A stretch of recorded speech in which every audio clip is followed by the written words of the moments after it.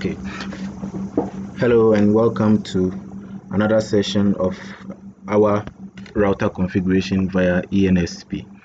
Now, in the previous configuration, we did a point-to-point connection via N devices, and then we generated simple traffic using Wireshark, and we did a ping request for you to see how the traffic went through.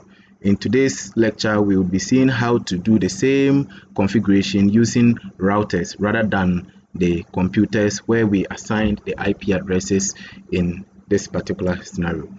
So fasten your seatbelts and let's get going. So we are going to base our design on this particular topology where we have router 1 here and then our router 2 here, setting static IP address on router 1 and router 2, and then we would place a ping request and see what happens. So from the simulator, we bring our router on the canvas and then the next router there. Then we establish a connection between these two routers by using the connector. So we choose the gigabit Ethernet port 0 to the other device gigabit Ethernet port 0. So remember to turn your devices on by highlighting them and then pressing the start button up there. Okay. So once the devices are up and running, you double click on the device or you right click on it to get access to its console. So we can just double click on the device. Our device is still running. So we give it some few seconds to come on. Okay. All right. So now my device is up and then all the ports are up and running. So we can check the other device too. It is up and running. So now from device 1, remember we are in the global view and we need to switch to the system view in order to do the necessary configuration we want to. So we say system view and we are in the system view. So we navigate to the particular port, the port we are setting the IP address on, which is 0/0/0. So we go interface gigabit, increase it a bit, 0/0/0, and there we are. So we assign the IP address by saying IP address.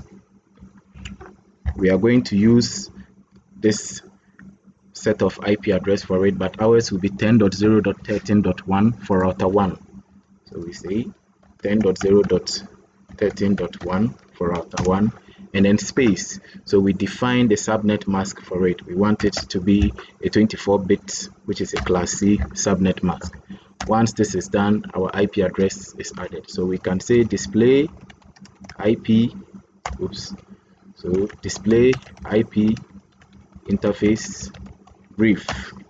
So we see that our interface has been assigned the IP address 10.0.13.1/24, which means it is a class C subnet mask.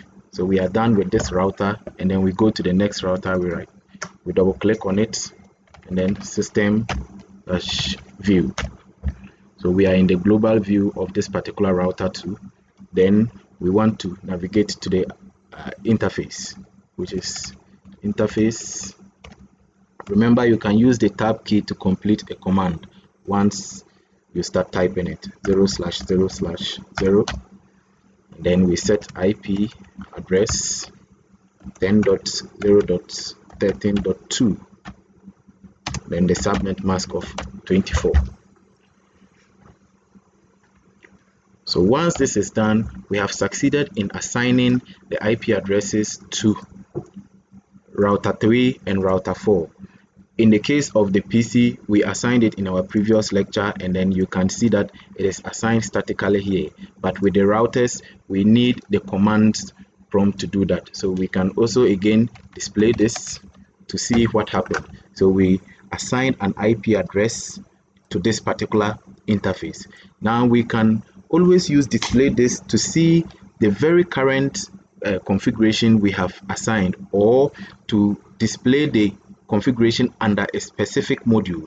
but we can use the IP display IP interface brief to view the entire IP configuration of the device. So that is why in the previous router I did display IP interface brief.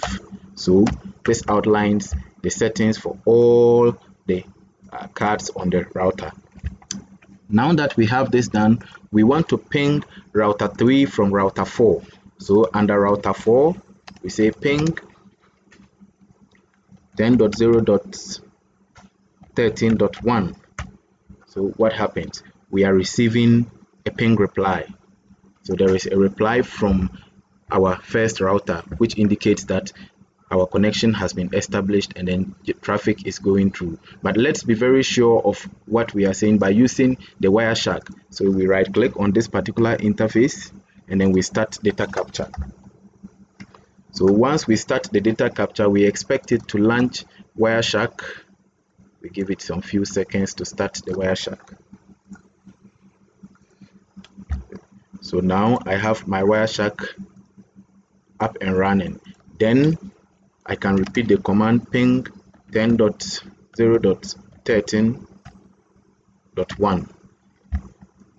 And what happens? Once I start generating traffic, I expect to see that my router 2 is communicating with what? Router 1. So the source is 10.0.13.2 and then the destination is 10.0.13.1. So that means there's a request made from this particular source and then the destination sees it and replies to wherever the source is.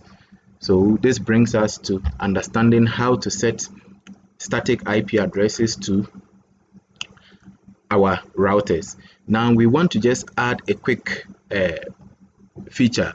If we want to turn an interface off, so right now you realize that the status of this particular interface is up.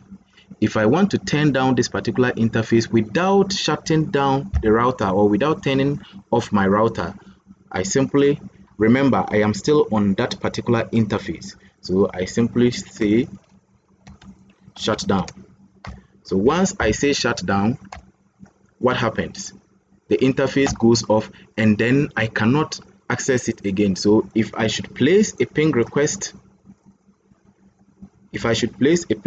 from